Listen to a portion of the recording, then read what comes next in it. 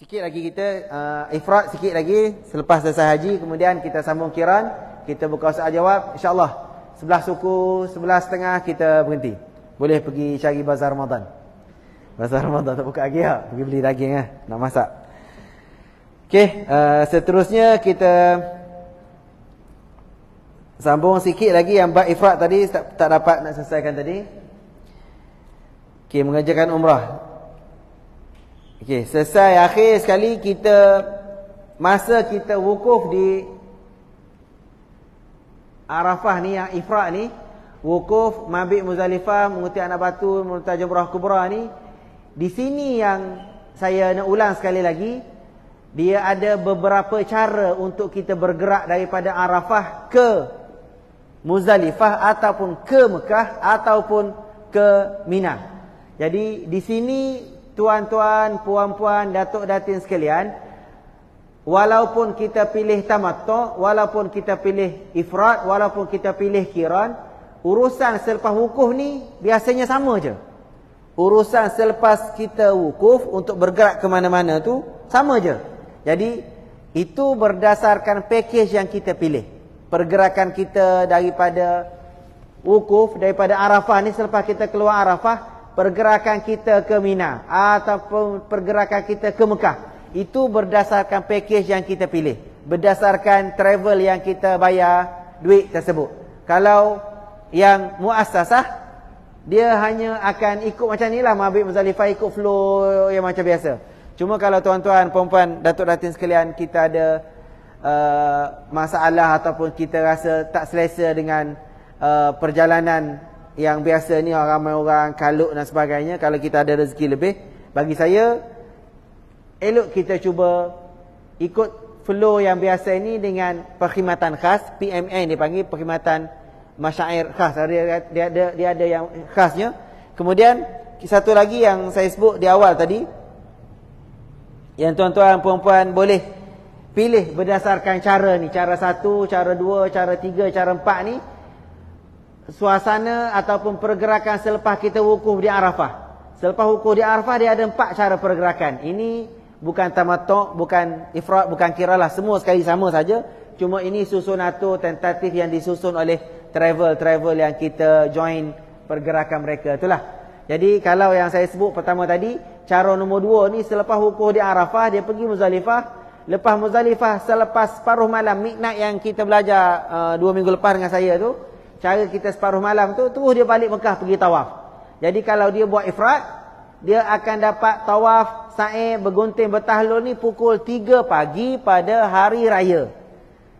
Sebelum subuh hari raya tu, dia dah tahlul dah. Maksudnya sembahyang subuh pada hari raya, dan dia sembahyang sunat hari raya di Masjidil Haram di Mekah dalam keadaan pakai baju biasa dah. Dia dapat tahlul awal dah. Dan dia akan dapat melontar jamrah kubra pada hari raya 7 biji itu biasanya selepas asar ataupun selepas maghrib. Dan masa ni dia dapat dah tahlul sani, dia dapat bebas daripada semua 13 larangan ihram. Kalau dia pilih cara nombor 2 ni lah. Cara nombor 2 ni kalau ikut yang Az-Zuhar Travel tadi, yang harga berapa Ustaz? 100 lebih ribu tu. Tu tuan-tuan boleh jumpa dengan pegawai-pegawai dia lah untuk urusan tersebut. Jadi itu urusan ifrat selepas kita wukuf. Okey, kita balik kepada tentatif asal tadi. Ifrat umrah. Okey. Jadi selepas wukuf di Arafah ni, mabit Muzdalifah, kuti anak batu, melontar jamrah kubra, bercukur, bergunting, dapat tahlul awal ni yang normal punya. Ini yang kalau Az-Zuhar tadi, dia ada yang duduk dekat dengan tempat Mina ni, duduk di hotel tu. Dia duduk di hotel. Ini yang dia melontar jamrah kubra ni pada hari raya tu dalam keadaan jalan kakinya tak jauh lah. Jadi tu tuan-tuan boleh pilih dan sebagainya. Dan selepas selesai ni, 3 malam ataupun 4 hari kita duduk di Mina ni, kalau biasanya kita akan duduk di khemah yang jauh tadi itulah, 3 km tersebut. Dan kalau haji tahun lepas, dia jauh sikit lagi, jadi 4 km. Dia duduk dekat Masjid Kuwait. Dia dalam Mina tu ada satu masjid nama Masjid Kuwait. Kerajaan Kuwait buat masjid. Dan khemah dia tu dekat dengan slaughterhouse, dekat dengan tempat sembelihan. Jalan kakinya 3.7 lah, 4 km lah mudahnya.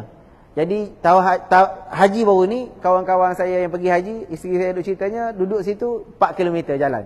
Jadi 4 campur 2, 4 kali 2 lebih kurang 8 km lah berjalan kakinya.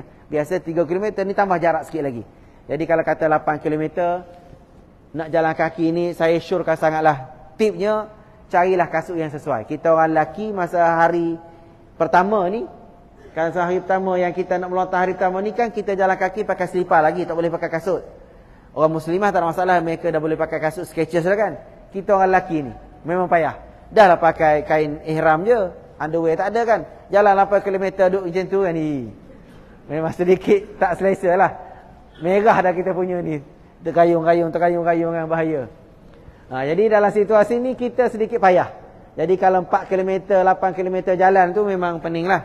Jadi biasanya nasihat saya, kalau kita nak melontar Jamrah Kubra pada hari raya ni, kita orang lelaki datang daripada khemah 4 km ke Jamrah Kubra tu, dalam beg galah kita tu dah bawa dah seluar, dah bawa dah kasut, dah bawa dah t-shirt. Sampai tempat melontar Jamrah Kubra 7 biji, bercukur bergunting ni, terus kita bercukur bergunting, dapat tahlul tu, selepas habis baca doa tahlul dan sebagainya tu, pergi duduk tepi, buka tu kain ihram, pakai t-shirt, lepas gunting rambut lah, pakai t-shirt, pakai seluar, pakai kasut, ambil selipar, buat dalam beg galah. Jalan kaki balik tu dalam keadaan kita dah pakai selesa dah. Jadi 8 km jalan pun tak ada masalah kan, kita dah selesa. Itu yang biasa ni lah. Dan habis tu kita akan duduk di Mina lagi 3 hari. Yang ni yang biasanya, antara pesanan saya ini pada tuan-tuan, puan-puan, datuk datin sekalian, awwalu ma yuhasabu bil 'abdi yaumal qiyamah as-salah. Antara benda yang Allah uji kita paling teruk, bagi saya paling teruk dan paling susah semasa duduk di Mina ni, bukan ujian toilet tapi ujian solat. Masa duduk di Mina ni, masa ni Allah nak tengok kita ni jaga solat ke, kita tak jaga solat ke, kita jenis melengah-lengahkan solat ke, kita jenis mempermain-mainkan solat ke, masa ni lah. Dan kita boleh kenal manusia masa tu.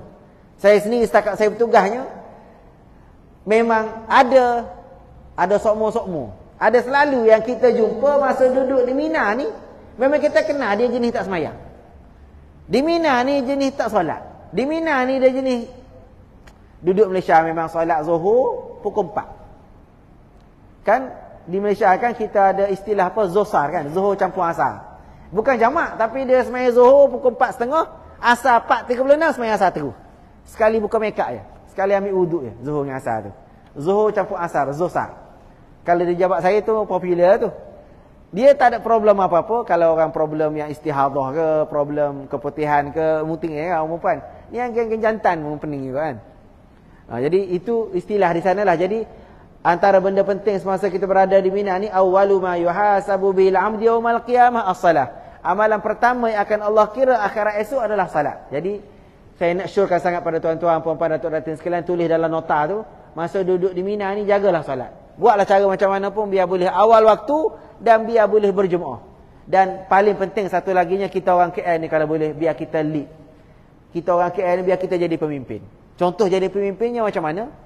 Duduk dalam khemah, masa kita duduk ni, katalah tuan-tuan ambil khemah katalah kita duduk dalam khemah ni 4 hari, biar kita jadi tukang azan. Biar kita jadi orang yang mula azan. Ambil wuduk awal-awal, masuk je waktu tu azan. Kita masa duduk di Mina ni, kita jamak tamam. Maksud jamak tamamnya apa?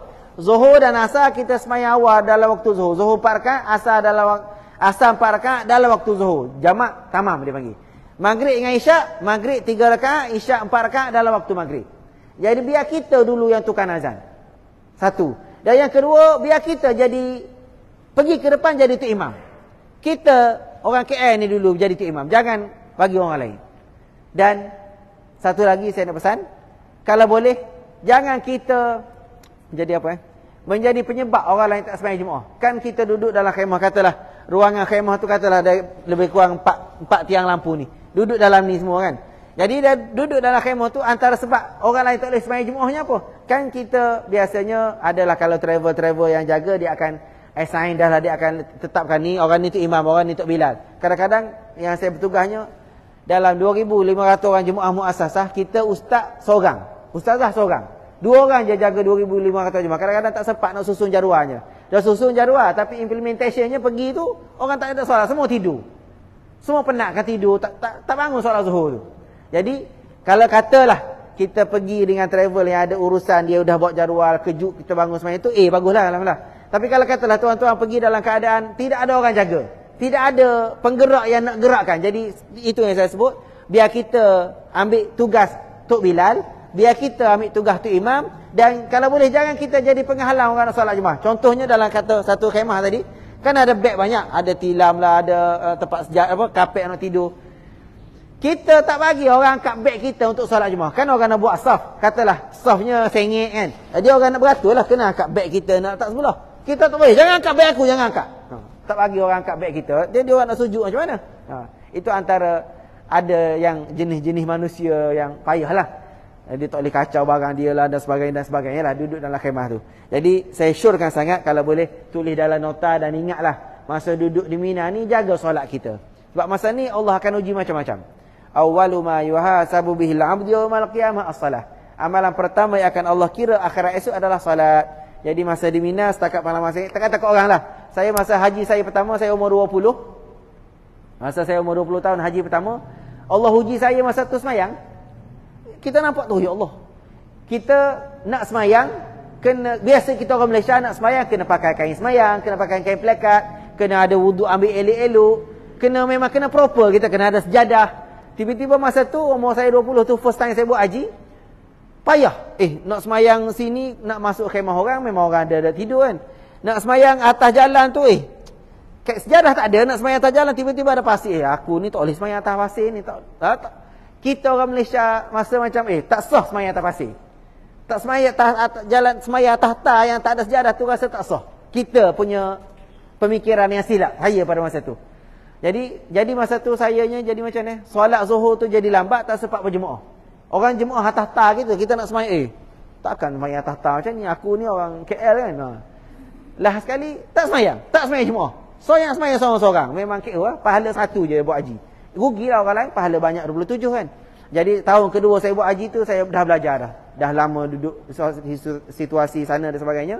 Kita orang Islam ni semayang di mana-mana pun, Nabi SAW pesan dalam hadis Nabi, antara 5 benda yang diberikan kepada Nabi Muhammad tidak diberikan kepada orang lain, salah satu daripada 5 perkara tu ialah al-ardu tahur. Tempat ni, bumi kita ni, planet ni bersih, tidak ada yang kotor mana-mana. Jadi kalau nak semayang mana-mana pun boleh. Selagi tidak ada nampak ain najis, selagi tidak ada nampak najis toko atas tu, bolehlah kita solat. Jadi atas tar ke atas jalan ke atas apa, semayang je. Jadi selepas tahun tersebut saya baru belajar, barulah upgrade saya punya minda sikit, baru belajar boleh je semayang mana-mana. Tak ada kain semayang pun tak apa, asalkan ada wuduk, asalkan tutup aurat, semayang boleh. Jangan jadi tipikal orang Malaysia yang perlu solat dan sebagainya. Dan ini masalah kitanya orang Malaysia. Satu lagi isunya, subuh pada hari raya yang saya dah cerita sebelum ni, subuh pada hari raya 10 Zulhijjah ni, orang kita ramai KO solat subuh hari raya. Sebabnya apa? Sebabnya tadi itulah, kena semayang proper. Kan orang ramai, toilet beratur, 300 orang satu toilet. Semayanglah mana-mana pun, asalkan boleh solat Jumaat awal waktu. Jangan tak solat. Dan masa ni lah yang saya kata Allah akan uji tadi itulah. Jadi bila dah demikian, kita tahulah nak dapat haji mabrur macam mana. Subuh pun subuh dinosaur, bukan subuh gajah, dinosaur terus subuhnya. Nak dapat haji mabrur macam mana kan? Jadi masing-masing lah, cubalah kita kawal yang sebaik mungkin pada masa kita buat haji nanti. Okey, lepas selesai tu tawaf haji, sa'i haji jika belum tertib pada kebanyakan rukun. Habis kita punya haji ifrad ni, barulah kita selesai dia punya raya haji 4 hari semasa di Mina ni, barulah kita buat umrah. Buat umrah apa? Buat umrah yang haji ifrad tadi ni. Barulah kita buat umrah yang bulatan merah tadi, mani sunat ihram balik. Ni bila ni? Bila-bila masa saja selepas kita selesai haji kita. Jadi ustaz, saya nak buat bukan bulan Zulhijjah. Zulhijjah ni orang ramai lagi. Saya balik penerbangan terakhir 15 Muharram. Penerbangan terakhir 15 Muharram kan. Saya balik penerbangan terakhir 15 Muharram. Boleh tak saya nak buat umrah ni? Nak buat umrah yang haji ifrad ni dalam bulan Muharram, orang tak ramai. Boleh tak, ada masalah. Tapi selagi tak buat, tertanggung atas zimmah kita lah. Tertanggung ke atas diri kita, memang kita kena buat umrah sekali, haji sekali. Jadi kena buat umrah sekali. Okey, selesai Okey, ada soalan sebelum kita pergi masuk haji kiran? Lepas haji kiran boleh balik lah. Okey, satu situasi. Katalah tuan-tuan, kau ada soalan dalam handphone, sekejap. Kita tengok handphone. Ya, macam ada soalan ni. Okey. Oh, okey, ada soalan.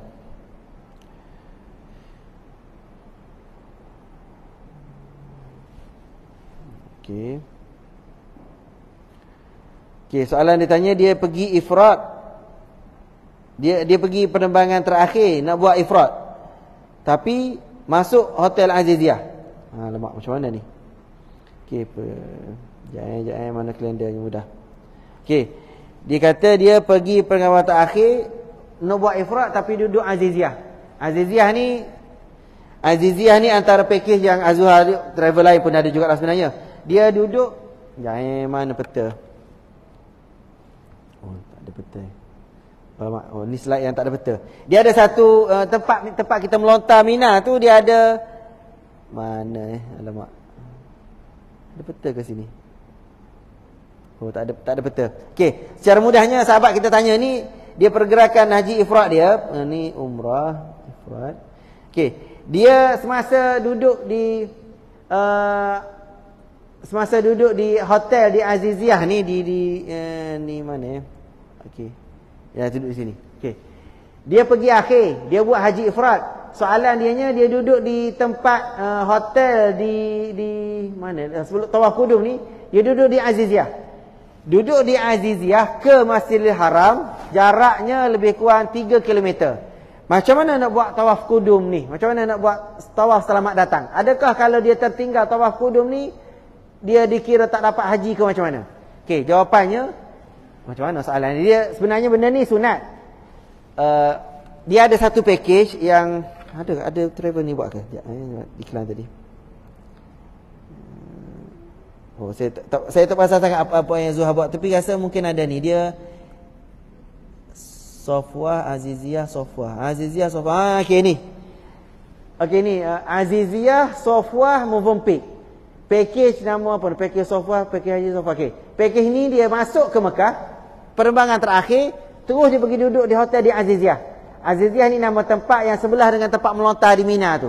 Jadi soalan sahabat kita tanya tadi, kalau dia duduk di hotel Aziziyah ini, dia tak sempat tawaf qudum. Haji dia okey ke tak okey? Okey, dia akan duduk di hotel Aziziyah. Kemudian hari tarwiyah dia pergi tarwiyah, lepas tarwiyah dia pergi ke Arafah. Lepas Arafah dia balik ke hotel Aziziyah, duduk di Mina melontar 4 hari, lepas itulah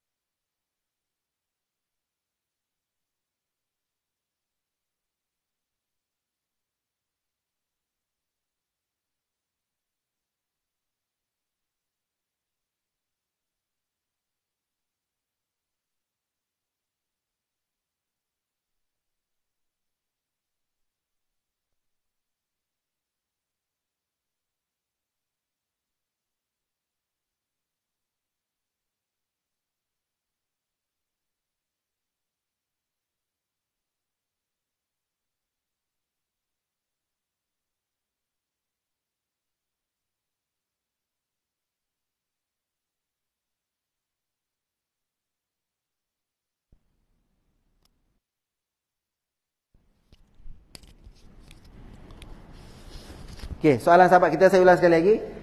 Suami buat tamattu', isteri buat qiran. Boleh ke tak boleh? Jawapannya boleh. Macam mana situasinya ni berlaku? Suami buat umrah, bersama isteri dia, katalah yang terakhir 21 hari bulan 6 hari Rabu ni. Suami buat tamattu', isteri buat tamattu', dia buat umrah terakhir dia lah, umrah sunat dia buat kan. Tiba-tiba selesai tawaf. Tiba-tiba masa nak tawaf tu, isteri datang bulan. Masa nak tawaf, isteri datang bulan, tak boleh pergi tawaf. Jadi suami pun pergilah tawaf, isteri tak boleh tawaf. 22 hari bulan isteri masih dalam period tak boleh tawaf. 23 masih tak boleh tawaf, 24 masih tak boleh tawaf. 25 dan sampai 27 ni nak pergi Arafah, masih tak boleh tawaf isteri dia.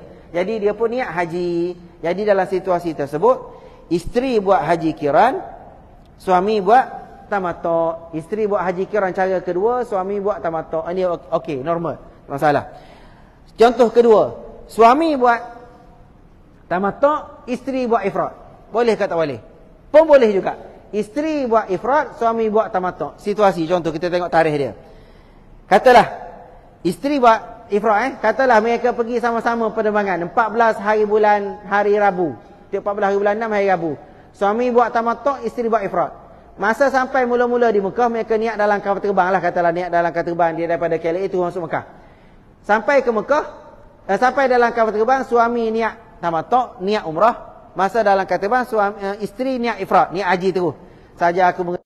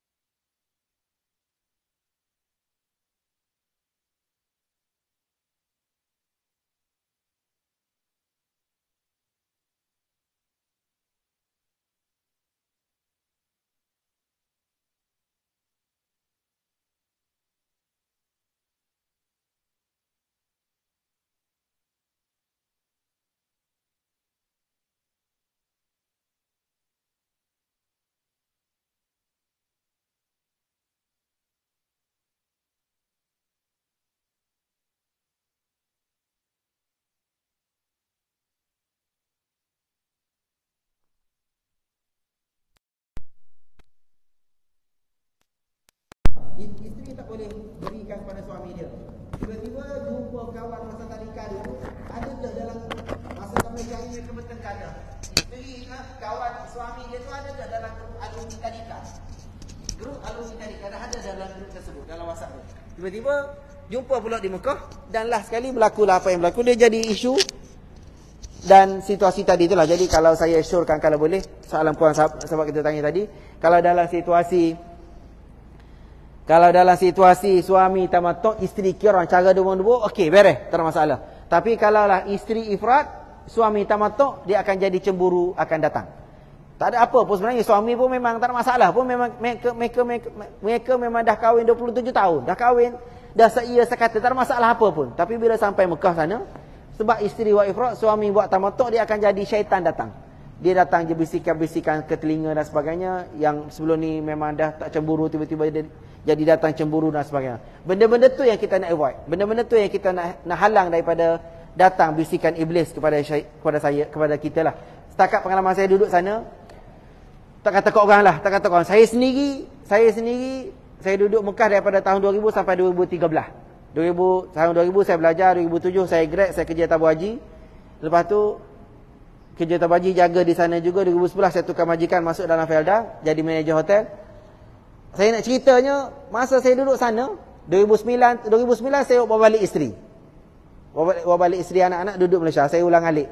Pergi 3 bulan balik 2 minggu, pergi 3 bulan balik 2 minggu itu. Masa isteri tak ada ni jadi macam-macam. Maksud jadi macam-macam macam tadi itulah. Kita selalu pergi meeting Dubai, selalu pergi meeting London, selalu bergerak macam tu. Dalam situasi itu dia jadi. Dah kita memang nak kahwin dua ni, tak bayar saya ni duit tak ada juta dalam akaun, tak orang kata tak sesuai lah kan. Tapi dalam situasi itu dia jadi mari macam-macam dan duduk di sana iblis syaitannya. Setakat yang saya pernah sendiri kenanya, iblis yang ada di Mekah ni macam saya kata tadi, dia bukan yang ada 1 PhD, dia ada 4-5 PhD. Setakat pengalaman saya sendiri, mula-mula iblisnya syaitan lah, bukan yang kata iblis tu tinggi sangat. Syaitan yang level-level bawah ni. Saya duduk jadi manager hotel, duduk di hotel tingkat awal. Saya ada bilik khusus lah untuk kita kan. Subuh memang saya punya jadual akan pergi solat subuh di Masjidil Haram. Tawaf dulu 7 pusingan, lepas tu saya subuh. Ada satu hari tu malam tersebut, saya ceramah kepada jemaah-jemaahnya, ceramah tentang postmortem umrah gitulah. Subuh tu saya rasa tak sihat. Mari rasa tak sihat ni, syaitan datang dalam bisikan kitanya. Dia kata apa? Alah, hari ni tak payah lagi semayang Masjidil Haram. Semayang masjid sebelah je lah. Semayang masjid sebelah hotel saya ada masjid. Saya jadi manager hotel Dar Rumah Hani, sebelah saya ada masjid Pakistan. Semayang masjid sebelah je lah. Okeylah, kita pun ikut bisikan syaitan tersebut. Okeylah, semayang sebelah. Masa dia bisikan syaitan, dia siap datang bawa hadis. Tiba-tiba dia ingatkan saya tentang hadis Nabi. Nabi kata, kalau kita sakit tak apa tak semayang Jumaat. Kalau kita sakit tak apa tak semayang Jumaat. Tapi kita semayang Jumaat juga, semayang Jumaat masjid Pakistan sebelah. Itu bisikan pertama pukul 4 pagi. Okeylah, saya tak pergi dah ni. Semayang tahajud dalam bilik, kira ready nak semayang sebelah je. Bila dekat-dekat azan subuh, dia datang bisikan syaitan kedua. Dia kata apa? Tak payahlah semayang masjid Pakistan sebelah. Bangla tu imam. Kamu orang apa Quran, manager hotel, takkan nak semayang masjid Bangla sebelah. Dia datang bisikan kedua. Bila bisikan kedua tu kita jadi ragu-ragu. Betul juga, takkan Bangla jadi tu imamku. Aku apa Quran, aku lah jadi tu imam. Tapi mana orang bagi kita? Sebab dia dah jadi tu imam kan. Last sekali memang saya tersangkut dah. Masa tu dah pukul berapa kan? Kita subuh kena pergi awal. Kalau lambat tak boleh masuk masjid dah. Last sekali azan subuh dah berkumandang, baru saya berani lawan decision syaitan tadi tu. Berani buat decision, berani lawan hasutan syaitan tadi tu. Tak payahlah semayang masjid Bangla, aku pergi juga. Pergi Masjidil Haram memang tak boleh masuk masjid dah. Semayang atas laman kat depan je lah, tak boleh masuk. Itu yang saya kata tadi, bila duduk di sana, kalau kita haji ni berbeza dan sebagainya, hasutan syaitan, hasutan iblis, dia tak guna hasutan biasa-biasa. Dia siap bawa dalil ayat Quran, dia siap bawa hadis Nabi lagi. Syaitan tu bawa hadis Nabi kat kita. Dia memang payah. Saya duduk sana satu benda, tu satu. Yang kedua, masa saya duduk sana saya belajar Sunan Sittah. Kitab hadis 6, kitab hadis tu saya khatam dengan seorang tok guru daripada Bukhara. Orang Bukhara datang ke Mekah, dia ada ilmu tinggi tu, dia dapat citizen Arab Saudi dan mengajar Universiti Ummul Qura. Saya belajar habislah Sunan Sittah dengan dia. Banyaklah hadis-hadis kita baca tu. Jadi hadis yang lama dah kita dengar, 2 tahun dulu kita dengar, tiba-tiba syaitan tu boleh datang ingatkan balik. Kan ada hadis ni. Itu level syaitan yang ada di Mekah. Jadi bagi saya lah, kalau soalan sahabat kita tanya tadi, kalau kita memang berbeza tamattu' ifrad ni, berhati-hatilah semasa di sana, sebab syaitan iblis dia datang kepada kita ni, dia datang macam-macam. Dia syaitan bertopengkan ustaz. Syaitan bertopengkan ayat-ayat Quran, syaitan bertopengkan orang baik-baik. Jadi kita tertipu dan akhir sekali kita tak selesai apa yang kita nak lah. Jadi tu masing-masing punya orang lah. Saya level saya syaitan yang datang kacau. Mungkin tuan-tuan orang hebat lagi, syaitan hebat lagi datang, dia beza-beza kan. Jadi masing-masing lah. Yang target utama kita nak haji mabrur. Tak kisahlah haji tamattu' ke haji ifrad ke haji qiran, tapi yang kalau kita boleh letaknya level yang kita nak adalah haji yang Allah terima dan haji yang Allah apa orang panggil makbul, kita punya mabrur haji kita ni. Okey, itu yang ifrad. Okey, ada soalan lain sebelum kita masuk haji kiran? Okey. Silakan. Okey.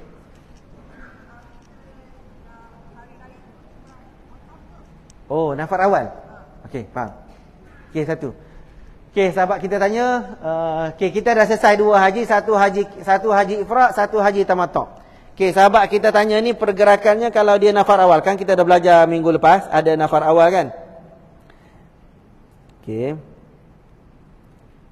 Okey, ni katalah haji tamattu' ni haji tamattu' bersedap-sedap. Ni kita punya tentatif pergerakan kita mengerjakan umrah dahulu, habis umrah dan sebagainya, selesai rukun, kita pun pergilah nak buat haji, nak wukuf. Kita pun mandi sunat ihram, niat ihram, tinggal wukuf, talbiah, mabit Muzdalifah, kutiak anak batu. Sahabat kita tanya soalan ni nafar awal. Sampai di Jumrah Kubra, kita melontar 7 biji, dapat dah tahlul awal. Melontar Mina, melontar ni. Masa tengah-tengah ni, hari 11, hari 12, hari 13 ni, dia ada satu istilah yang kita dah belajar sebelum ni, dia panggil nafar awal. Nafar awal ni maksud dia, wazkurullaha fi ayyamin ma'dudat, faman ta'ajjala fi yaumaini fala ithma alaih. Bila kita duduk hari 11 Zulhijjah dan hari 12 Zulhijjah, kita dah boleh balik ke Mekah. Kita dah boleh pergi tawaf balik ke Mekah dah. Kita tidak mabit hari ke-13 Zulhijjah. Dan kita tak melontar pada hari 13 Zulhijjah ni. Kita skip hari 13. Itu nama dia nafar awal. Jadi sahabat kita tanya, macam mana nak buat kalau kita nak buat nafar awal? Syarat utama kita nak buat nafar awal, syarat utama kita nak keluar daripada Mina pada hari 12 Zulhijjah. Dan syarat utama kita nak skip, kita nak tinggalkan hari 13 ni, kita mesti cukup melontar pada hari 12, pada hari 11, pada hari 10. Itu syarat pertama. Cukup dah, satu. Yang kedua, kita dah mabit 2 malam. Dan yang ketiga, kita mesti keluar daripada Mina ni, kita mesti keluar daripada Mina sebelum azan maghrib 12 Zulhijjah. Maksudnya maghrib 13 Zulhijjah, kan kita Islam maghrib bermula hari kan. Sebelum azan maghrib, malam ke-13 Zulhijjah ni kita dah kena keluar daripada Mina. Itu syarat utama untuk kita buat nafar awal. Jadi soalan sahabat kita tanya, bila kita berada di Mekah, kita berada di Mekah pada petang 12 Zulhijjah, itulah. Itu soalan dia kan, macam tu. Jadi kalau katalah kita nak buat nafar awal tapi 10 Zulhijjah tu kita nak ada 10 Zulhijjah nak duduk di Mekah dah, tak pergi ke Mina, itu bukan nafar awal. Itu nama dia memang kita skip, tak duduk di Mina 2 malam. Kalau kita tak duduk di Mina 2 malam, memang kita kena bayar dam. Dan kita tak bayar, bukan kita kena bayar dam, dan masalah dam tu kita boleh bayar, masalahnya kita berdosa. Sebab kita tinggalkan mabit di Mina ni secara sengaja, meninggalkan wajib haji, memang kita kena bayar dam, dan meninggal wajib haji ni kita berdosa. Berdosa tu yang problem tadi tu lah, berdosa di Mekah, dia punya titik hitam tu besar. Jadi soalan sahabat kita tanya tadi, kalaulah kita nak buat nafar awal, mesti pada hari 12 Zulhijjah sahaja. Tidak ada nafar awal pada hari 10 Zulhijjah. Tidak ada nafar awal pada hari 11 Zulhijjah. Nafar awal hanya pada hari 12 Zulhijjah sahaja.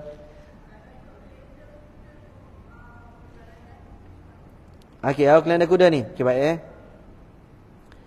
Sekejap. Okey. Okey. Kalau ikut kalender kuda ni, sekejap saya tunjuk kalender kuda. Okey.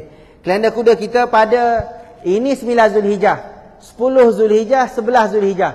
11 Zulhijjah sama dengan hari Jumaat 30 Jun kan? Mana kalender tadi? Okey. 11 Zulhijjah sini.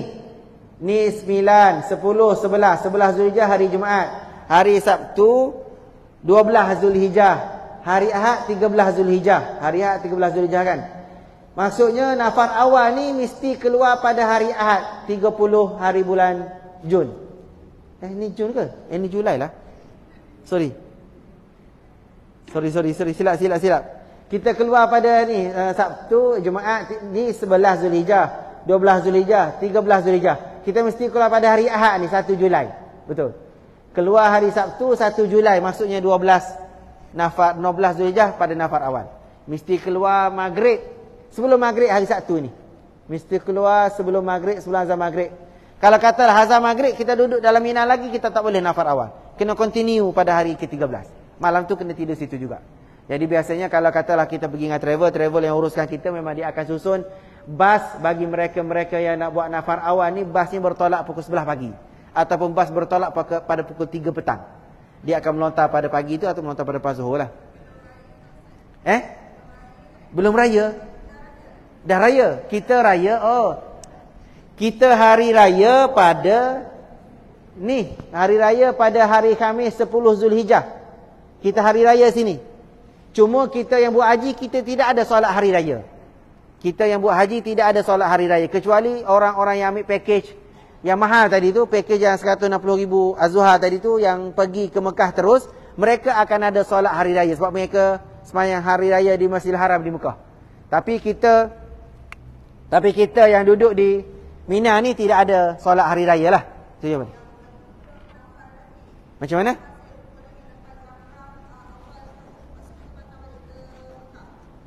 Ulang balik soalan.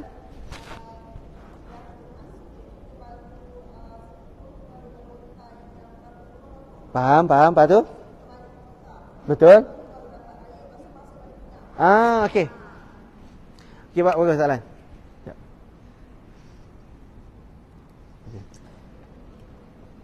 Okey, menjawab soalan tadi.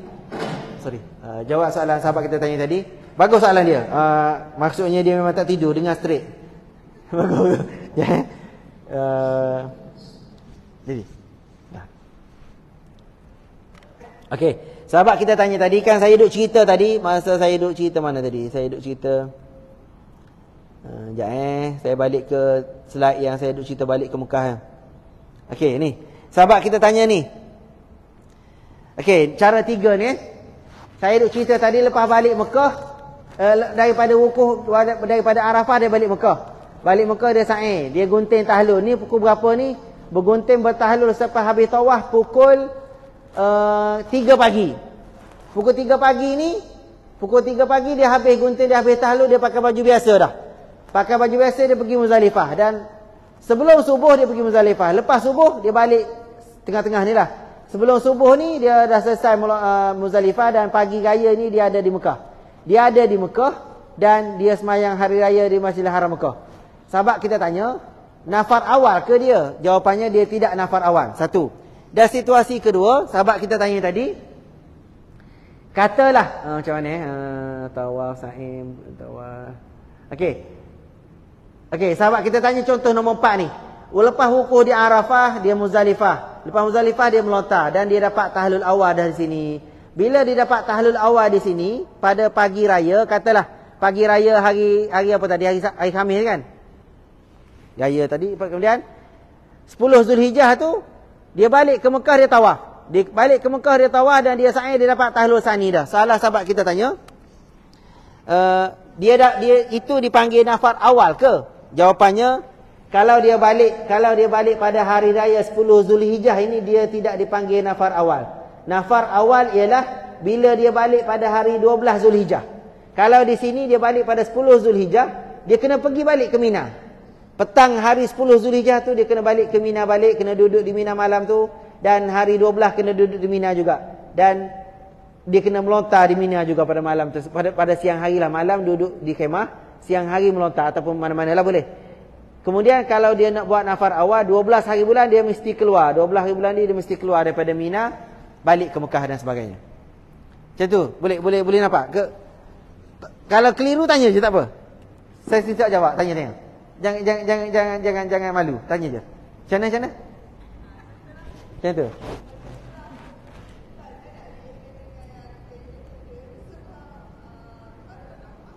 Okey, betul, dia kadang-kadang satu lagi situasi, kenapa kita benarkan jemaah balik awal? Kan Nabi SAW masa Nabi buat haji, Nabi ikut cara nombor 4 ni. Selepas wukuf di Arafah, Nabi buat cara nombor 4 ni. Macam mana cara nombor 4 ni? Kita wukuf, lepas wukuf Muzdalifah. Lepas Muzdalifah, Nabi melontar jamrah Aqabah, jamrah kubra pada waktu duha hari raya. Lepas habis duha hari raya, Nabi gunting, Nabi tahlul, Nabi sembelih 70 ekor unta. Nabi korban kan? Lepas Nabi korban 70 ekor unta ni, Zuhur hari raya tu, Nabi balik ke Mekah, Nabi tawaf. Zuhur hari raya, Nabi balik ke Mekah, Nabi tawaf, Nabi sa'i. Nabi dapat tahlul sani. Bila Nabi dapat tahlul sani, Nabi dah bebas semua tu. Kemudian Nabi balik ke Mina balik. Nabi duduk di Mina 3 malam. Nabi balik duduk di khemah di Mina 3 malam dan Nabi melontar siang harinya. Dan 13 Zulhijjah barulah Nabi selesai haji Nabi dulu. Cuma sekarang ini, kenapa saya duk cerita macam ni? Suruh balik ke Mekah tawaf, dah lah jauh, dah lah penat kan.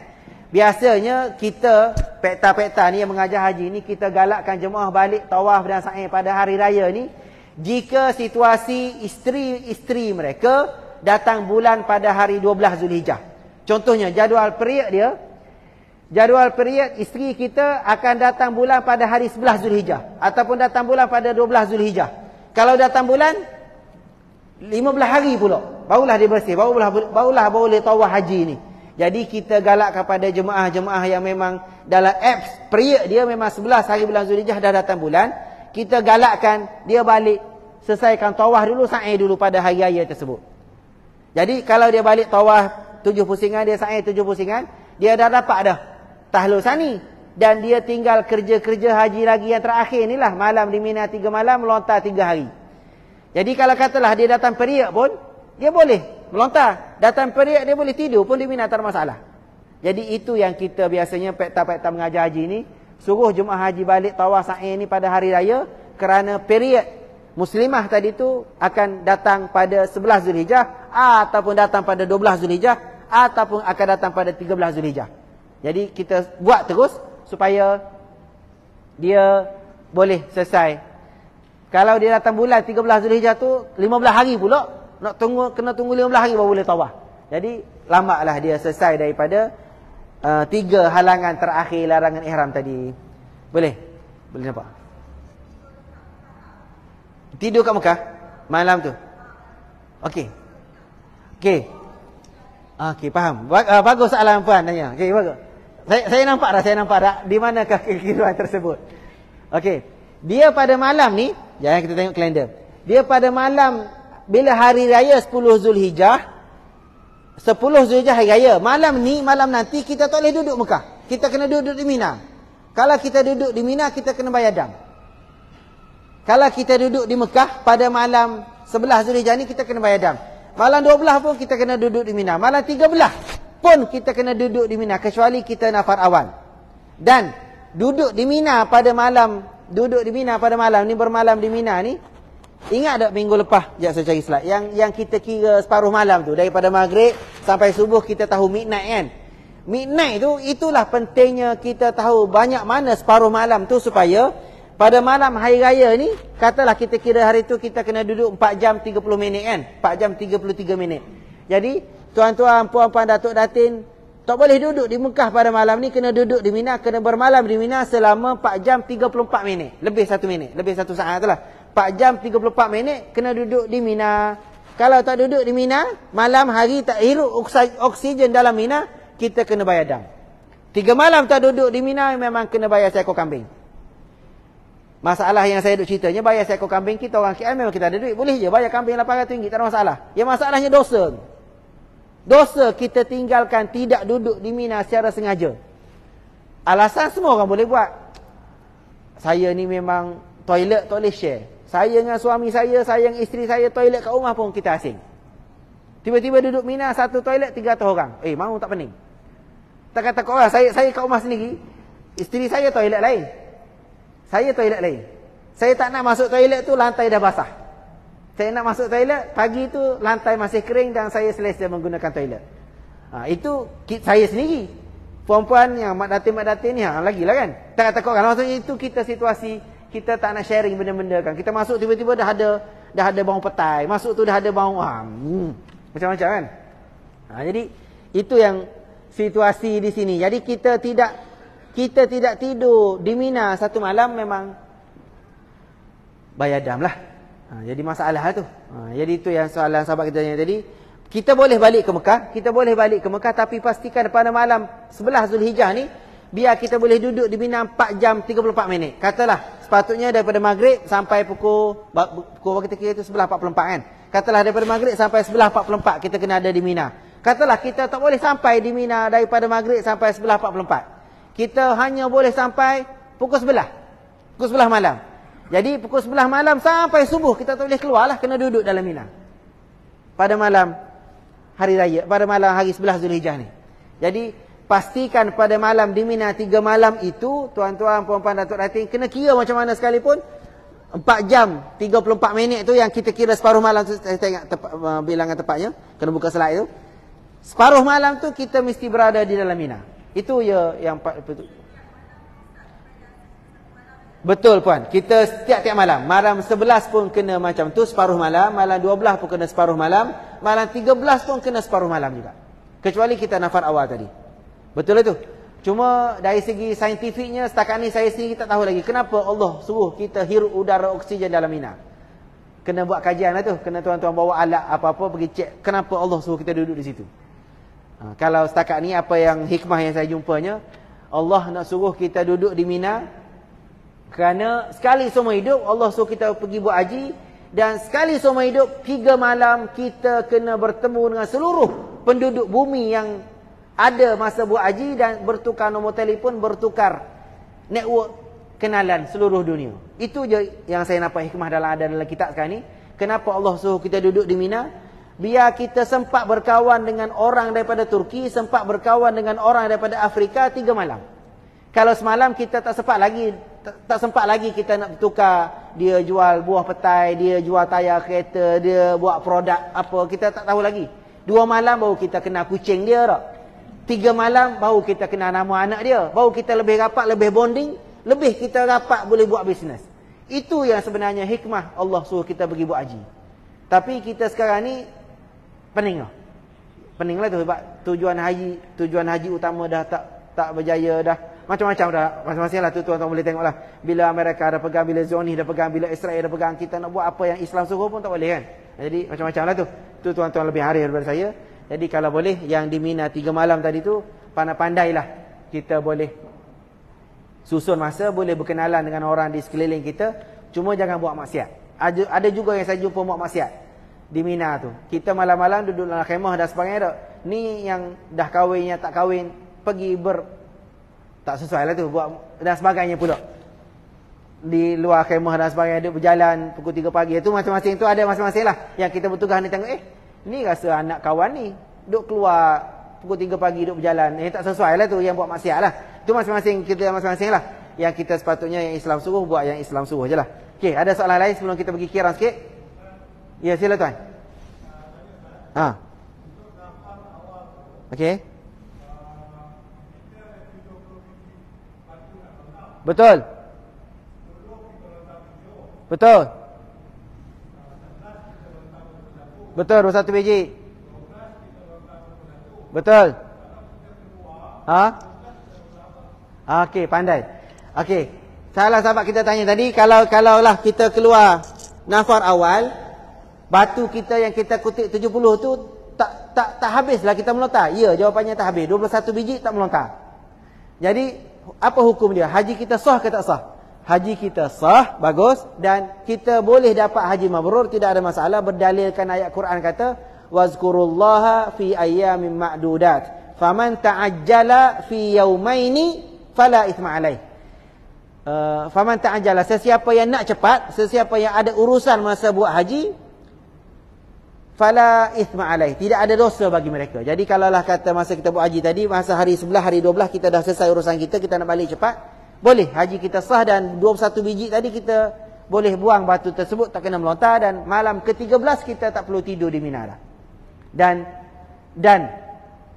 macam ni, kalau ikut dalam muzakarah haji kebangsaan, kalau kita suasana Malaysia ni, rakyat Malaysia kita, mana-mana yang pergi penerbangan awal dan mereka nak balik awal selepas 13 Zulhijjah, 15 Zulhijjah tu dah penerbangan pertama, memang kita suruh dia buat nafar awal. Sebab lepas dia nafar awal, dia balik tawaf, dia nak simpan beg, sebab nak balik pada 14 hari bulan Zulhijjah tu, dia dah naik bas nak pergi ke kapal terbang ke airport dah.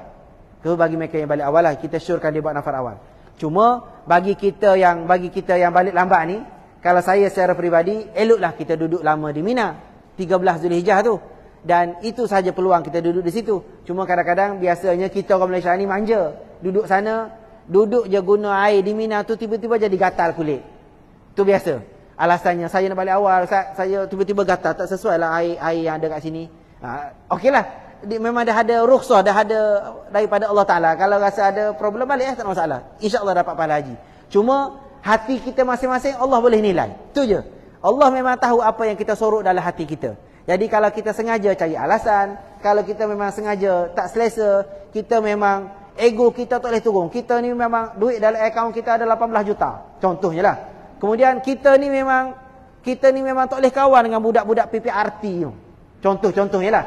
Kita ni tak boleh kawan dengan level-level orang-orang bawah ni. Jadi kita rasa ego kita, itu maksudnya kita buat haji tak sampai hajat lagi, tak sampai objektif utama haji. Objektif utama haji, kita pergi sana semua pakai putih supaya kita ni rasa tidak ada beza antara kita yang ada duit 18 juta dalam akaun dengan orang yang ada 18 ringgit dalam akaun. Itu yang Allah nak sebenarnya. Jangan kita ada perbezaan taraf antara sama-sama Islam. Itu yang Allah nak sebenarnya. Cuma payahlah tu. Kita yang zaman-zaman sekarang ni memang kita depan kita orang kereta kancil, kita kereta mes pun kita dah lain dah kan. Horn kita dengan dia tu tiba-tiba kita itu bawa kereta kancil. Macam-macam lah tu. Itu kita suasana KL. Tak kata korang, saya sendiri pun berlatihlah untuk kita boleh selesaikan urusan haji ni dalam keadaan betul-betul kita dapat hikmah haji. Biar kita balik haji tu dapat haji mabrur, kita balik haji ni kita jadi tawaduk, kita kaya ada 18 juta tak salah. Cuma yang salahnya bila kita takabur. Salahnya bila kita ego. Salahnya bila kita ananiyah. Bila kita ada sifat-sifat yang mazmumah itulah. InsyaAllah semoga Allah mudahkan urusan. Semoga saya pun Allah terima haji saya. Semoga Allah terima haji tuan-tuan, puan-puan, datuk-datuk sekalian. Okey, sikit lagi sebelum kita tutup. Haji Qiran. Yuk, sila.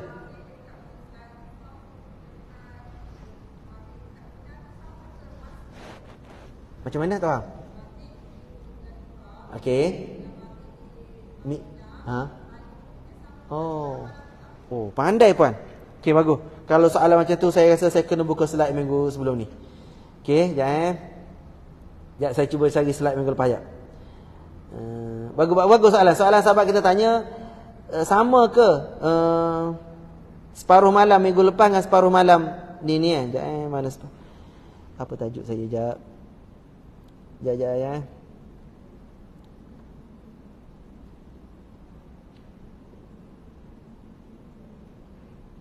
Separuh malam.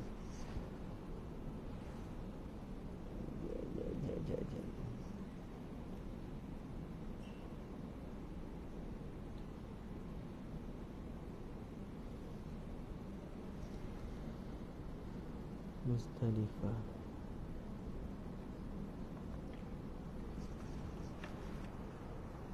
Jangan saya nak cari yang slide cara nak kira separuh malam tu. Separuh malam.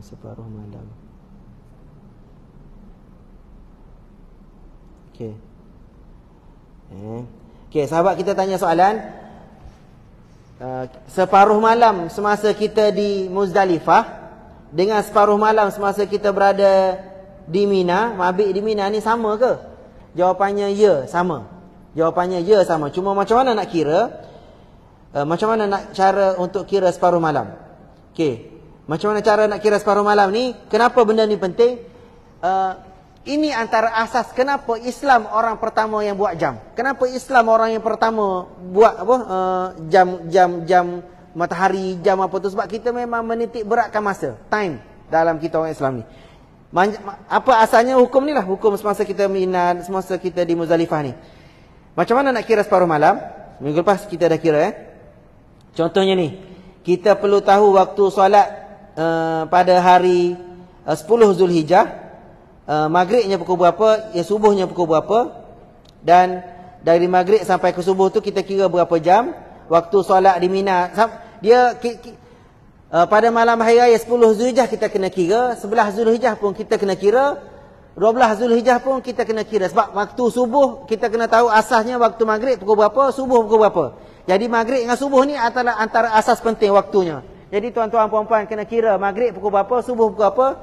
Jumlahkan masa tu daripada maghrib ke subuh, katalah 9 jam 7 minit. 9 jam 7 minit ni dalam situasi tersebut kena bahagi dua. Bila bahagi dua kita boleh tahu midnight. Katalah apa tu? 11:40 minit 30 saat, 11 jam Sebelah 28 kira 4 jam. Allah, ini tak nampak. Jadi berapa tu? Sebelah 41. Sebelah 41 malam dikira separuh malam. Selepas maghrib daripada subuh tu dibahagi 2. Jadi sebelah 41 adalah dikira midnight, dikira separuh malam.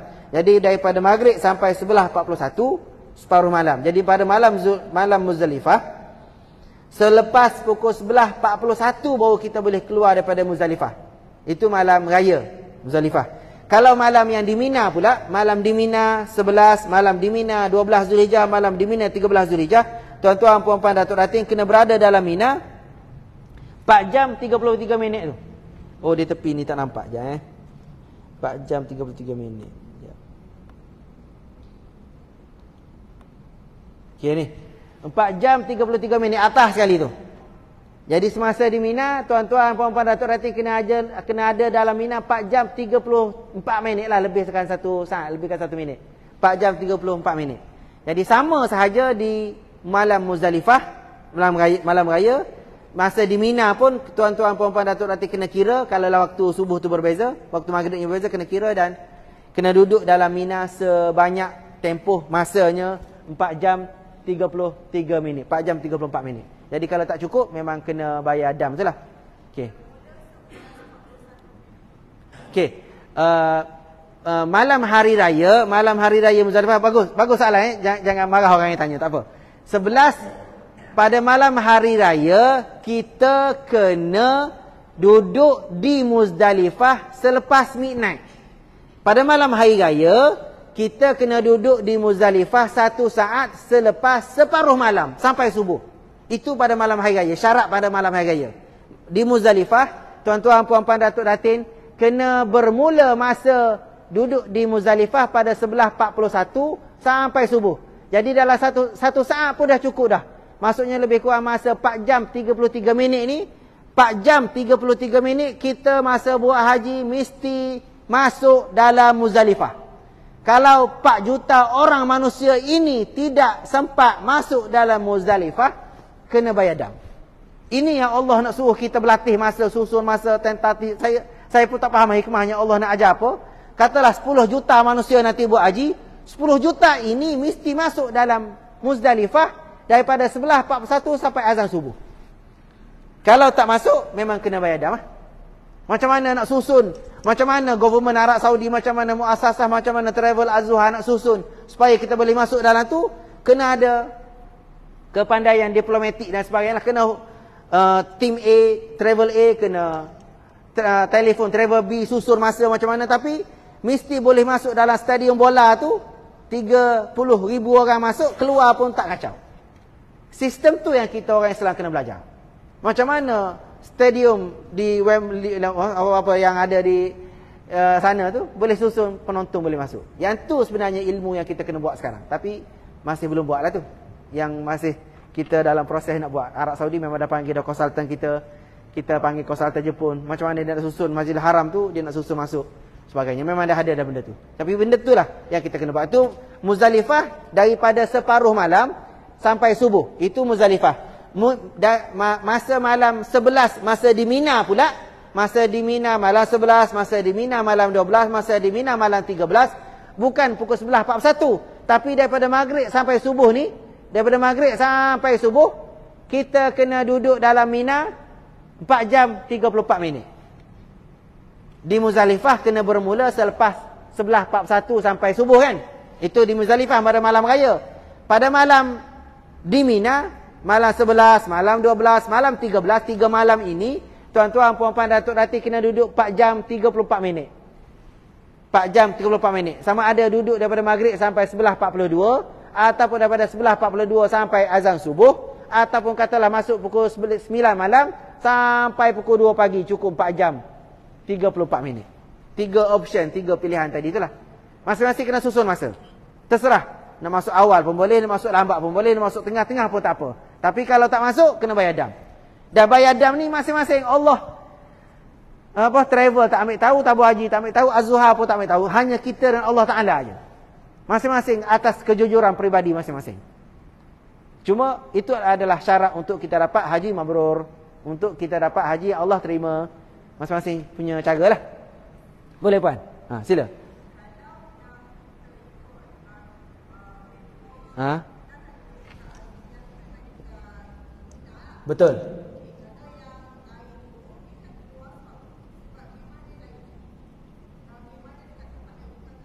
Okey, okey.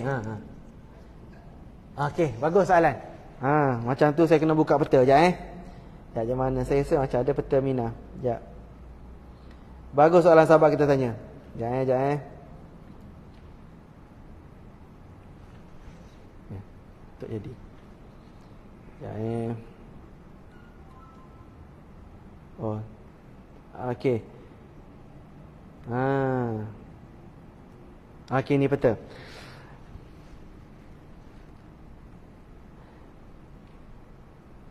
Okey, laluan pejalan kaki. Okey. Saya nak soalan sahabat kita tanya tadi. Okey, ini Mina Ini Mina. Ini Mina. Ini Syariq Sirki. Katalah mudah Sahabat kita tanya tadi, kalaulah masa kita duduk di Mina 3 malam ini, katalah package Az-Zuhar ataupun travel-travel dia ada hotel di tepi Syariq Sirki ni. Ini Mina. Ini Mina. Ni Aziziyah. Ini Aziziyah Janubiyah. Aziziyah Syamaliah. Hotel katalah hotel kita di sini. Ini kawasan Mina. Kawasan Mina ni. Kawasan yang kita kena duduk 4 jam 34 minit ni. Dalam ni. Hotel kita di sini. Kemah kita di sini jauh. Kemah 4 kilometer. Okey, hotel ni Mina. Sini Aziziyah Syamaliah, ni hotel kita, ni kemah ini. Soalan sahabat kita tanya, kita duduk hotel di sini. Mina je kawasan sini, kemahnya di sini. Macam tu soalan kan? Okey. Masa malam Mina, kalau kita duduk di hotel ini dikira mabit ke? Jawapannya biasanya travel-travel yang akan duduk di hotel ini, mereka akan bawa jemaah masuk dalam Mina. Mereka akan bawa jemaah masuk dalam Mina selama 4 jam 34 minit. Dia akan bawa tikar, dia akan bawa kapet, pergi duduk di mana-mana jalan ataupun duduk di mana-mana kemah yang berdekatan dengan hotel ni je. Dia akan duduk di sini, duduk cukup 4 jam 34 minit, dia balik tidur di hotel. Kalau kita memang duduk di kemah di sini, katalah kita duduk di kemah yang 4 kilometer jalan kaki tadi.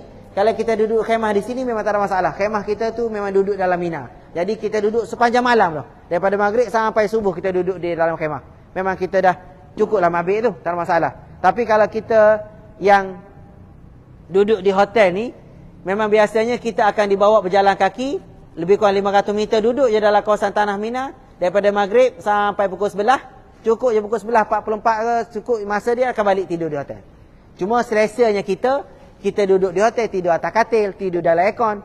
Toilet 4 orang, 1 toilet. Kalau duduk di khemah ni, tak ada katil, tak ada tilam. Toilet, 1 toilet 300 orang. Makan bungkus. Sini makan buffet. Duduk hotel ada lobby, ada internet, ada wifi. Macam-macam lah kelebihan duduk di hotel tu. Cuma kalau yang Az-Zuhar Travel ni, apa yang saya faham, kalau kita ambil package yang mana-mana pun, dia ada, kita boleh upgrade. Kita boleh upgrade, kita ambil duduk di hotel ataupun kita duduk di kemah. Tu mungkin boleh tanya pegawai dia nanti, Ustaz Fadil ke apa tadi. Tu masing-masing boleh tu. Cuma dia ada package yang upgrade yang kita tak perlu jalan kaki duduk di kemah ni. Kita boleh duduk di hotel. Jadi lebih selesa lah. Kalau saya secara peribadi, kalau saya kerja dengan Felda. Saya kerja koperasi Felda. Duit di koperasi kami ada dalam 4.3 bilion. Budak-budak, bukan budak lah, orang peneroka ni biasa duit banyak. 300,000 seorang, 200,000 seorang. Biasa saya pesan kepada peneroka-peneroka, jangan tinggal duit kepada anak-anak. Guna semua sebelum mati. Jangan buat pos kereta, jangan buat rumah. Gunakan duit tersebut pergi haji, gunakan duit tersebut pergi melancong mana-mana. Jangan simpan untuk anak-anak.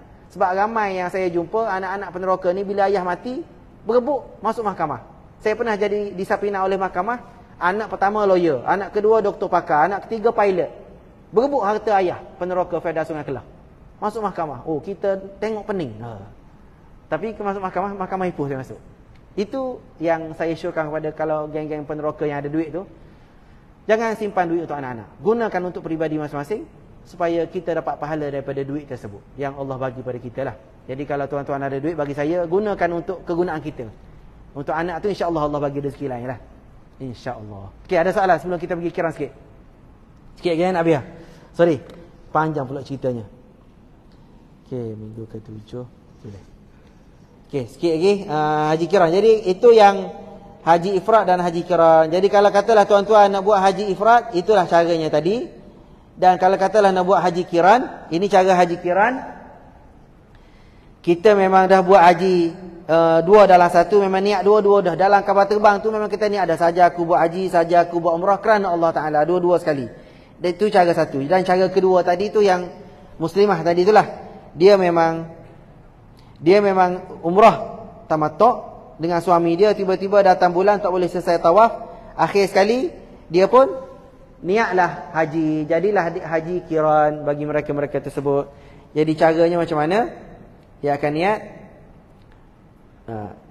Cara pertama, haji kiran ni memang dia niat dua dah, nawaitul hajja wal umrah wa haramtu bihima lillahi ta'ala, saja aku mengerjakan haji dan umrah, dan aku berihramnya kerana kedua-duanya kerana Allah Ta'ala, dua-dua sekali dia niat. Itu cara pertama. Kiran cara kedua memang situasi inilah, mengerjakan umrah sahaja, tetapi sebelum tamat, sebelum tawaf, ia berniat mengerjakan haji, kemudian melaksanakan semua rukun dan wajib haji. Nawaitul umrata wa haramtu biha lillahi ta'ala. Habis tu tak sempat nak habis tawaf, dia pun niat haji, nawaitul hajja wa haramtu bihi lillahi ta'ala. Jadilah haji kiran bagi mereka tersebut. Okey, ada soalan sebelum kita tutup? Jadi itulah situasinya tuan-tuan, puan-puan, datuk-datuk sekalian. Jadi kalau boleh, sebelum start kereta kejap lagi, cuba bincang dengan pasangan masing-masing, bincang. Saya kalau katalah dapat surat tawaran tahun ni, nak buat haji apa? Satu. Dan yang kedua, tip saya yang terakhir sebelum kita berpisah, kalau katalah kita tuan-tuan, puan-puan tak dapat surat tawaran lagi, buat je rayuan. Buat je rayuan dengan tijari pada hari Isnin depan 27 Mac. Satu. Dan yang kedua, daftar dengan mana-mana travel yang diberi lesen oleh lembaga tabung haji. Rayuan akan dibuat oleh travel tersebut. Katalah tuan-tuan daftar dengan Azhar, dia akan buat rayuan untuk kita, dan rayuan yang dia buat untuk kita tu lebih mahal daripada rayuan kita. Katalah mereka ada, katalah tuan-tuan daftar dengan Azhar, ataupun daftar dengan Andalusia, ataupun daftar dengan Al-Balak Travel, ataupun daftar dengan mana, Feda Travel, ataupun daftar dengan siapa lagi, MKM Travel, mana-mana travel yang diberi lesen tu.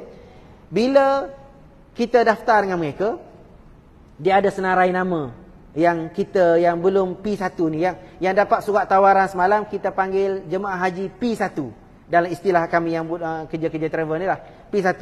Dia P1, katalah travel, contoh yang tahun lepas yang saya tahunya, katalah Al-Balak Travel ni dia hanya P1 ada 11 orang sahaja yang dapat kota tahun ni, hanya 11 orang sahaja dapat tahun ini. Kalau 11 orang, macam mana dia nak buat travel? Macam mana dia nak sewa bas? Tak cukup, paling kurang mesti ada 50 orang kan. Jadi seramai 29 orang lagi yang senarai rayuan dengan travel Al-Balak Travel tadi, dia pun bawa lah pergi jumpa tabung haji. Tabung haji pun akan consider, akan luluskan 29 orang yang buat rayuan ni, untuk dia cukupkan jemaah jadi 50 orang satu bas. Jadi atas kapasiti 29 orang yang rayuan tadi, itulah saya nak syorkan pada tuan-tuan, puan-puan, datuk-datuk sekalian, kalau nak pergi haji tahun ini, cari je mana-mana travel yang ada lesen daripada lembaga tabung haji, daftar dengan mereka, biar mereka buat rayuan untuk kita. Jadi kalau mereka buat rayuan untuk kita, insya-Allah kita boleh pergi. Cuma tuan-tuan kena keluarkanlah duit yang ada dalam saham, duit yang ada dalam akaun tersebut, supaya boleh bayar yang travel tadi tu. Ambil package yang paling murah ke paling mahal pun tak kisahlah, tuan-tuan masing-masing lebih pandai, arif daripada saya lah. Cuma objektif sayanya kalau boleh buat haji masa kita tak sakit lutut, satu. Dan boleh buat haji masa kita muda ni. Dan yang ketiganya, boleh buat haji dalam keadaan kita memang bersedia untuk buat haji. Jangan kata kita dapat panggilan haji tapi dah ada dah penyakit 3 serangkai, ataupun dah ada dah macam-macam punya. Kalau kita orang lelaki ni, kita orang sekarang ni ramai kena prostat kan. Kita tak nak kita buat haji masa keadaan kita memang tutup air tak boleh tutup dah. Bubuh lah getah apa pun tak boleh tutup kan. Tu payah. Sampai tahap tu minta selamatlah kita. Jadi kalau boleh buat haji sekarang, itu yang terbaik lah. Jadi kalau saya daftar je dengan mana-mana travel, biar mereka buat rayuan untuk kita dan sediakan duit secukupnya. Jualah mah, jualah kereta. Kalau ada rumah sewa 16 biji, jual je rumah sewa 2 biji, boleh buat haji, simpan 14 biji lagi, insya-Allah. Okey, ada soalan sebelum kita tutup? Okey, silakan. Okey. Oh, rayuan. Tak gini. Kalau rayuan haji sekarang ni, dulu rayuan haji kita kena tulis surat kan. Rayuan haji kena tulis surat, kena hantar CJ kursus asal haji kan dulu. Sekarang tak dah. Rayuan haji sekarang, kita hanya buka apps tabung haji Tijari tu. Masing-masing semua dah ada kan? Akaun tabung haji yang Tijari tu, buat je rayuan di situ. Klik je tempat rayuan, kita akan masuk dalam rayuan tu lah. Dan rayuan yang travel buat ni, kita tak perlu suruh. Dia memang buat rayuan untuk kita. Sebab dia pun nak Jumaah. Dia nak bisnes. Kita buat dengan Tijari tadi. Kita buat lusa lah, hari Isnin 27 hari bulan, buat je, klik je. Klik je rayuan haji. Travel dia akan buat lepas ni. Dia akan buat lepas ni. Cuma tips seterusnya, ada orang lain tak? Cari takut ada orang tabung haji. Tips seterusnya, kan ada 27 lesen, 27 travel yang dapat kan. Biasanya kalau nak cepat lagi, kita kalau daftar ke mana-mana travel, mereka akan buat rayuan untuk kita dan mereka akan usaha supaya kita dapat lah. Mereka akan usaha supaya kita dapat. Sebab mereka memang nak duit kita. Mereka nak tolong kita pergi buat haji kan. Dia akan buat macam mana pun supaya kita dapat. Tapi katalah dengan Azhar Travel ni yang buat rayuan dengan dia ada 100 orang. Betul. Katalah ada 100 orang kan. 100 senarai Excel yang 100 senarai nama yang rayuan. Yang kata P1 tadi katalah ada 50 orang dah. 100 yang seterusnya sehingga 150 orang. Sehingga nombor 150. Jadi tuan-tuan kena bincang dengan mana-mana travel. Bincang dengan mana pegawai tu, katalah nama saya ada di 98. Naikkan nama saya 98 tu, letak Excel yang nombor 51. Faham tak maksud saya? Kan dalam senarai masing-masing travel ada senarai nama. Siapa yang daftar dulu dia masukkan. Dalam senarai masukkan tu, katalah nama saya ada di nombor 149. Jadi kebarangkalian untuk saya lulus rayuan kecil lah sebab saya nombor 149. Minta pindahkan nama saya 149 ni letak atas sikit 51. 51, jadi kita dapat awal lah. Bincanglah dengan ustaz ni. Letak nama kita awal. Ya Puan.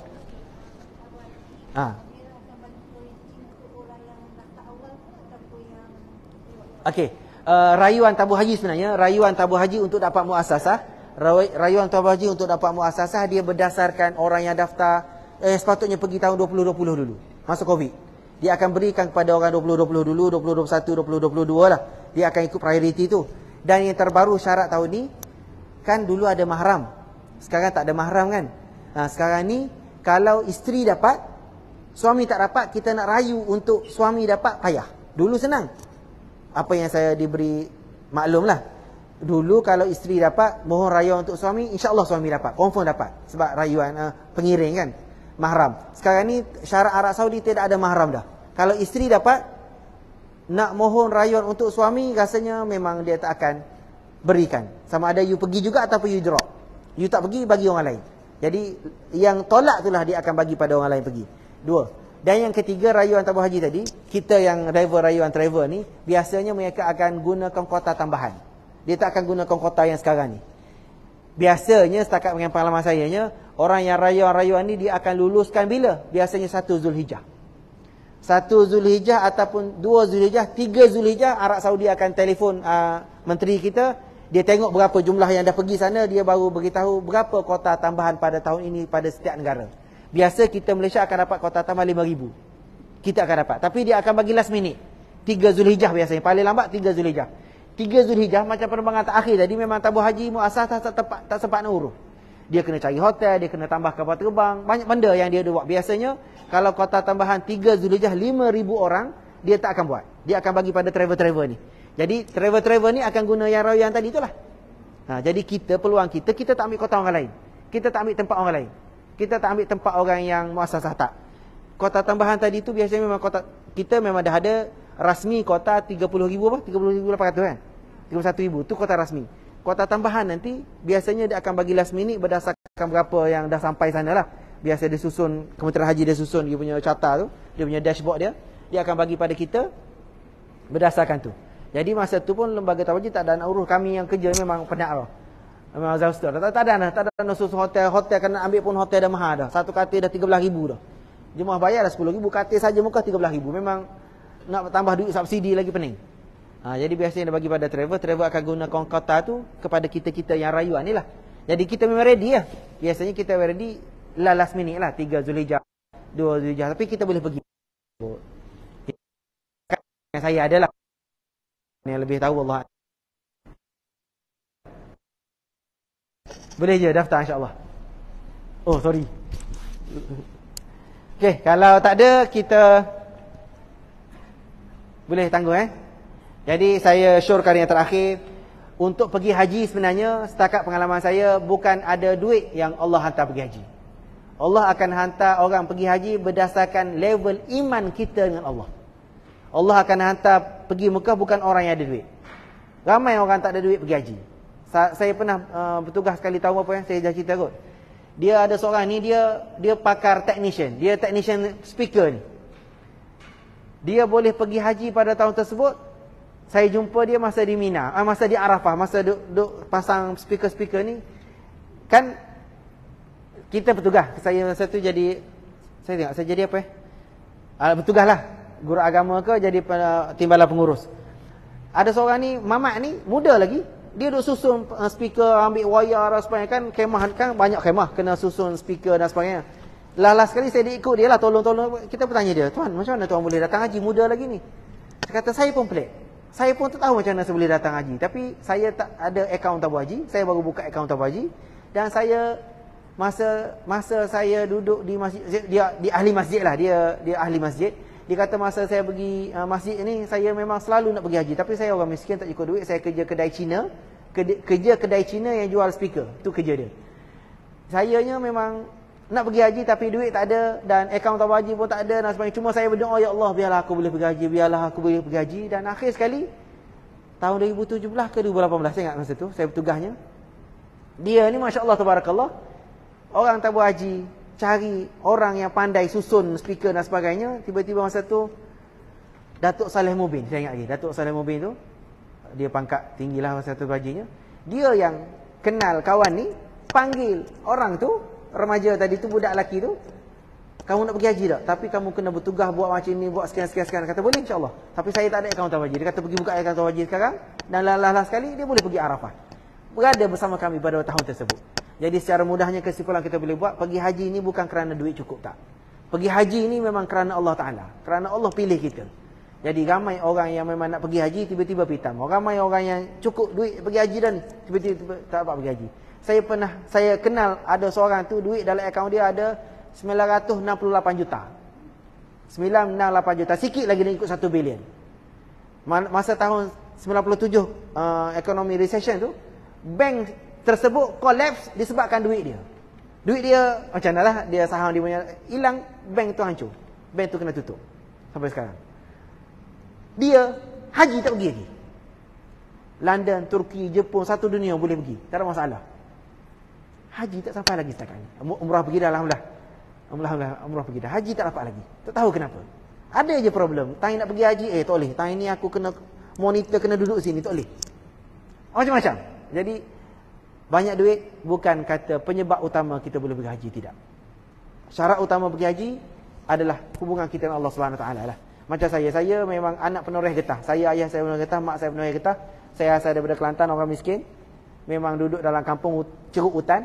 Tiba-tiba saya dapat tawaran pergi belajar Universiti Ummul Qura di Mekah.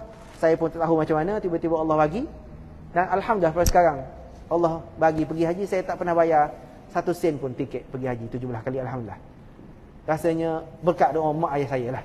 Cuma Allahumma salli ala Muhammad, masing-masing lah. Terserah pada tuan-tuan bulan Ramadan ini, Allah. Doalah supaya Allah pilih kita pergi haji. Pergi haji ni bukan main-main. Ada yang pergi haji memang Allah pergi nak suruh dia jadi tambah jahat. Saya pernah kenal balik haji jadi lebih jahat daripada Abu Jahal. Allahu Akbar. Memang kita tengok dia tu, kenapa dia pergi haji? Rupanya Allah pilih dia pergi haji bukan nak suruh jadi baik. Allah pergi haji dia nak suruh jadi tambah jahat. Astaghfirullahalazim.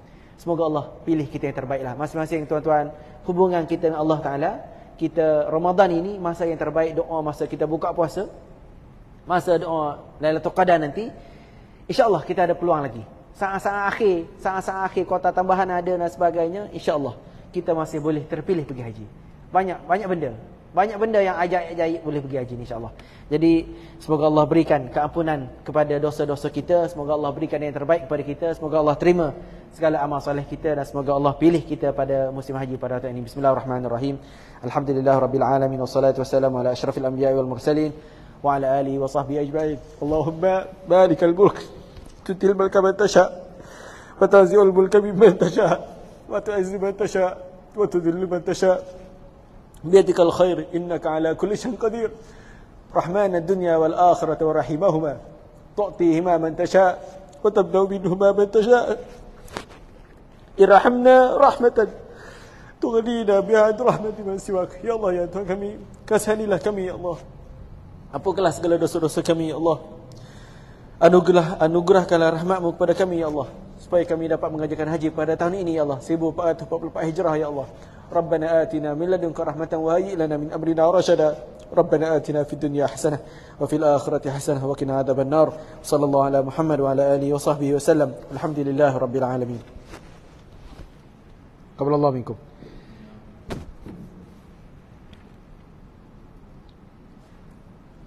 Saya serahkan kepada wakil driver.